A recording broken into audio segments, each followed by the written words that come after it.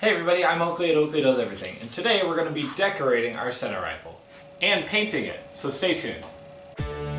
So the first thing I'm doing here is I'm adding some foam in between the LED strips, and that just gives a little bit of clearance for our LED foam and adds some additional diffusion, because when the LED foam is directly over top of the LED strips, you can see more of the lights themselves, so this just adds some diffusion and makes the lighting a bit smoother.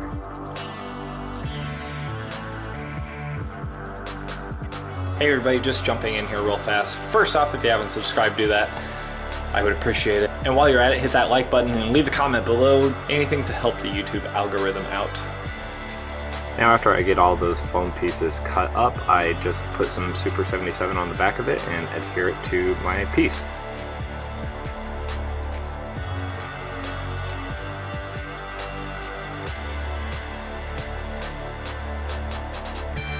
I don't know what to call this part of the Senna Rifle. I just call it the ornamental piece of it, and so here I'm just getting a rough shape for it, and then I start adding more pieces on top of it to add the decorations.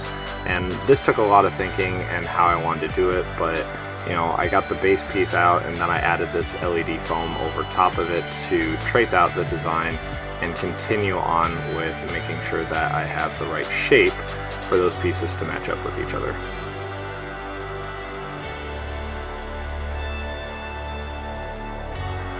Here I'm just putting some hot glue down over top of my wires to secure them to the piece and make sure that they stay out of the way. These pieces are going to be the final shape for the Senna Rifle, the main body of it, and I wanted to make sure that I do these in one piece each because I don't want any breakup in between it, as of course it is going to be part of the final look.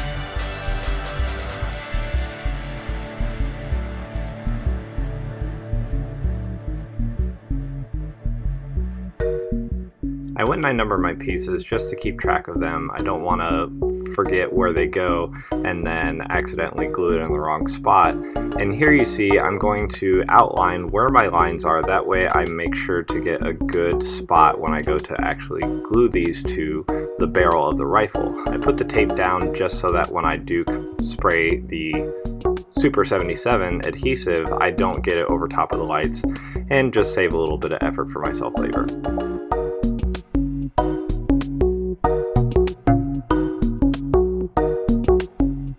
Back to the decorative part of the Senna Rifle, this took a lot of thinking and processing about how I wanted to go about layering, because this has so much dimension and depth to it that it really did take a while to decide which pieces are going to stand up, which is going to be recessed, what pieces are going to go in what layers. It really was a time-consuming process that I had to think through and then go ahead and take the little bits and use the contact cement to glue them all in place.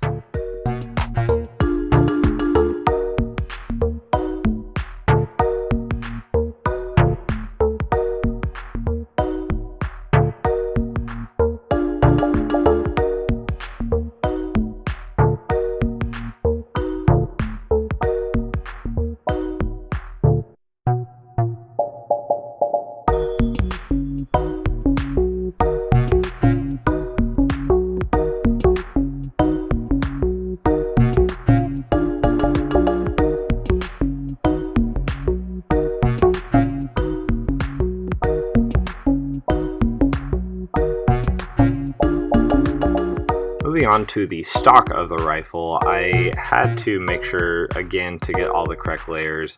I went and did the rough outline, placed it over top of my pink insulation foam, and began to add it, cut away some material, just to make sure that I had a smooth fit over my pink insulation foam.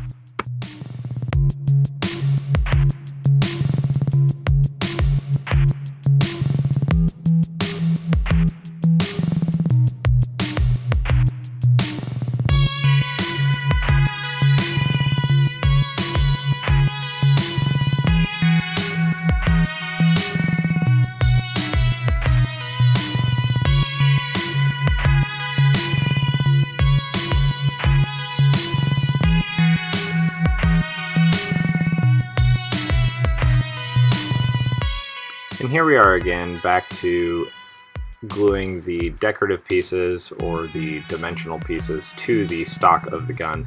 And in this case, I sprayed Super 77 on the back of my decorative pieces, and I just put a layer of Super 77 over the entirety of the stock.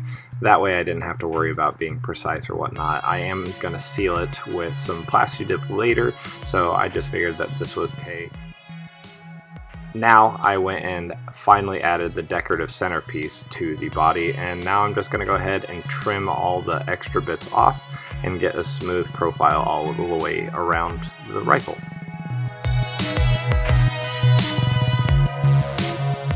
After trimming up the profile of the rifle, I am now going in with my Dremel and the stone rotary bit and just kind of shaving off the tapered spots, adding some additional dimension to the decorative pieces. And as you can see here, we got the nice slopes on them, gives it a little bit more character and not just straight up and down.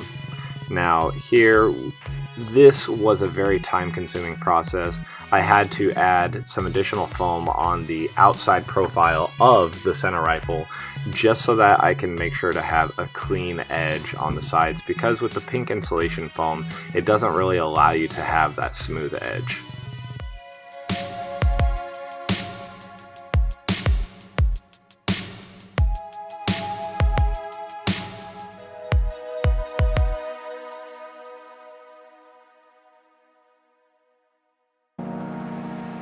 Just like the decorative piece, I'm going into the barrel and I'm beveling down these pieces that lead towards the LED lights, and I'm using my razor blades as well as a Dremel to go back behind it and smooth anything out that is kind of, not quite as smooth as it should be.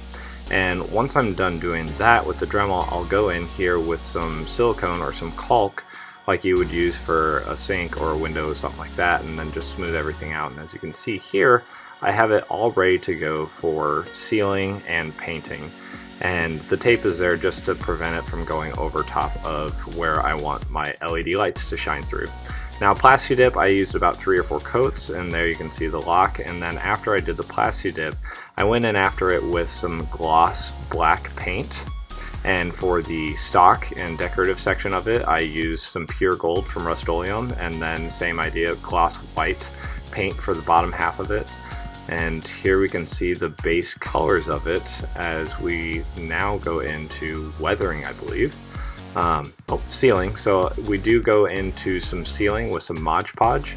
This was a mistake I made on other parts of the rifle where I didn't seal it properly, but here with the LED lights we did do some sealing to make sure it's got a smooth surface to be painted over top of. Here I use my airbrush and I'm adding the veins of what is in the marble, as well as going through and adding the gold that is shining through. Now this I use Plaid FX paint, and you dilute that 1:1 with window cleaner, and I'm just going over where the LED lights are, putting the gold over top of that, and then adding gold veins throughout the entirety of the black and the white section. Now here is where we're weathering. We're adding some grit to it. When you don't weather it, it just looks too clean. It doesn't look very natural, but after you get some weathering on it, you put it on, you wipe it off, and it just adds so much more depth and character to it. Here, this is a cool piece, the little lock that goes on it.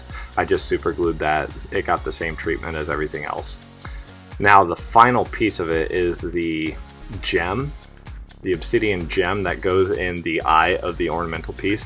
Here I use resin. I pour it into a partial sphere that I had for a previous cosplay that I did, and I have a nice black piece that's going to go in here. I just used my razor blade, trimmed it up, and here we go.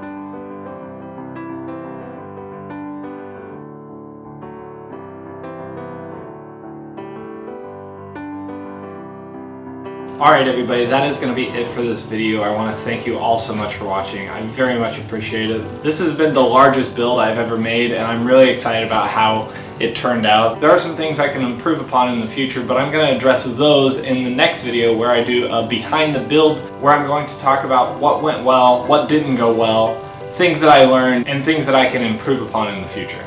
If you haven't done so yet, please hit that subscribe button right there in the middle of the screen. If you want to see part 1 for that video, that's going to be up here. And if you want to see the behind the builds video in the future, that's going to be right here. But other than that, have a great day. Bye.